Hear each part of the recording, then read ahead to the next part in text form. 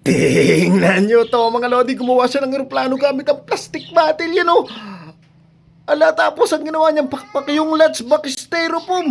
Ala, ang galing, sa titingnan kung magagawa ko yan. Susubukan din natin, okay? Let's go! So yun na nga mga lodi, eto na yung ating mga kailangan. Ano, grabe, pwede palang gawing eroplano na lumilipad yung plastic bottle. Magawa ko kaya yun. Ala, bahala na ano. So mga lodi, meron ako ditong styrofoam kasi nga ito yung ginagamit nila. Ano, bali, kung natatandaan nyo ito, yan, ganito din yung style niya yung mga lodi. Kaya kailangan natin itong LC. Tama-tama, kukunin ko muna itong LC ito.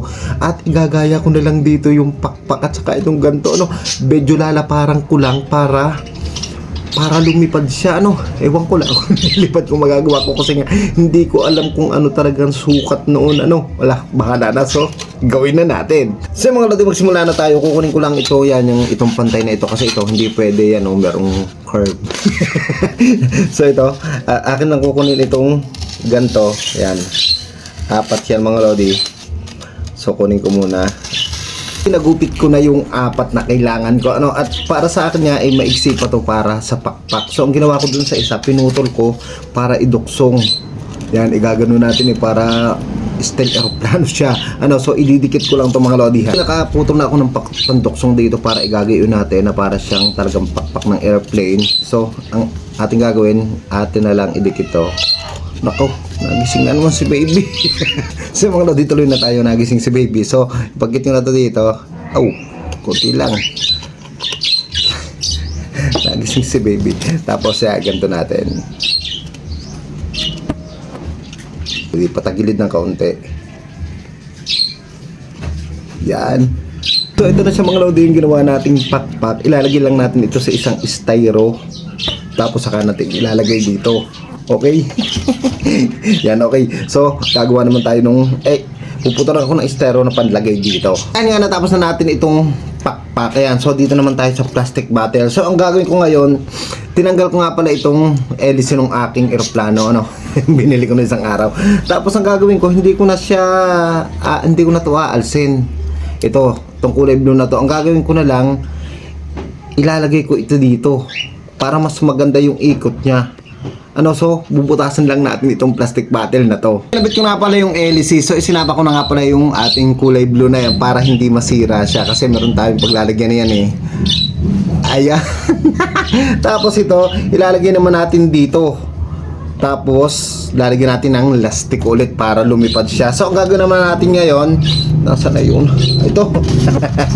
Ilalagay na natin ito dito. Yan. At ilalagay na natin yung pakpak natin dito. Ayan. Yan, dito siya. So, mga lodi, ngayon naman, kinakabit ko itong pakpak. So, nilagyan ko na siya ng pandikit dun sa ating pinutol kaninang styro. Yan, mga lodi. Tapos, yan na nga yung ating hélice, nandiyan na rin. Hindi ko alam kung lilipad to ha. Baka sabihin na may makakontent lang ari. Gagayahin ko nga. Titignan ko kung magagaya ko eh. Hindi naman ako katulad nila na magaling talaga sa ganito. Try lang.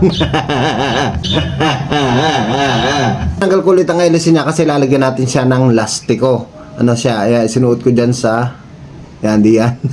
So, ilagay na natin itong lastiko dito sa loob para makuha natin. At lalagyan na lang natin ng butas dito para itali yung lastiko para hindi na siya madagdagan ng bigat. So, okay mga lodi, ilagay ko lang. Ilagay ko na yung lastiko. Yan, itali ko na rin dito sa dulo na ginawa kong butas. Yung dalawang yan para hindi na natin lagyan ng stick at hindi na siya madagdagan ng bigat. Ano? Yan, so try na lang natin kung gagana. Yan mga lodi. Yan, papaikutin lang natin ng ganito. Yan. Ayan. So lalagyan ko na lang dito ng buntot yung nakagayon. Ano, parang ganito. Yan mga lodi. O ito na lang kaya ang ilagay ko. Itatry ko dito mamaya pag hindi umubra. Ano, mga lodi, nakagawa na rin ako ng para sa buntot niya. Ano, at ilalagay na lang natin dito sa ilalim. Kasi dun sa nakita ko, dun sa ilalim inilagay. Yan, dito. So, ikakabit ko lang ito mga lodi at titingnan natin kung mapapalipad natin ito. The moment of truth. Si mga lodi, at yan na nga, nilagay ko na rin yung kanyang buntot. Ano kaya, lilipad ka kaya? So, ito, tingnan natin ha, the moment of truth. So, mga lodi, ito na ating the moment of truth. Sana lumipad siya. So ito, try na natin in 3, 2, 1. Sana hindi tamahan yung TV namin. Ayari ako kay Mrs. In 3, 2, 1. Ala! Teka! Ala! Ang galing yung mga lodi. So, papunta dyan. Mga lodi, ito na.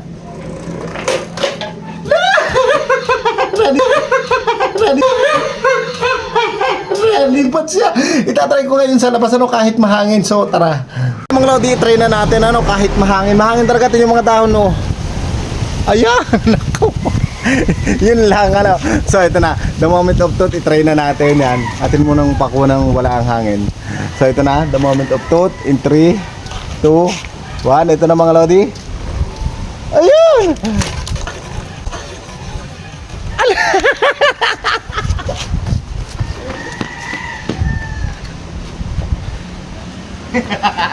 Mga lodi, lumipad siya ng maganda kaya lang natanggal. So ikabit ko muna ulit.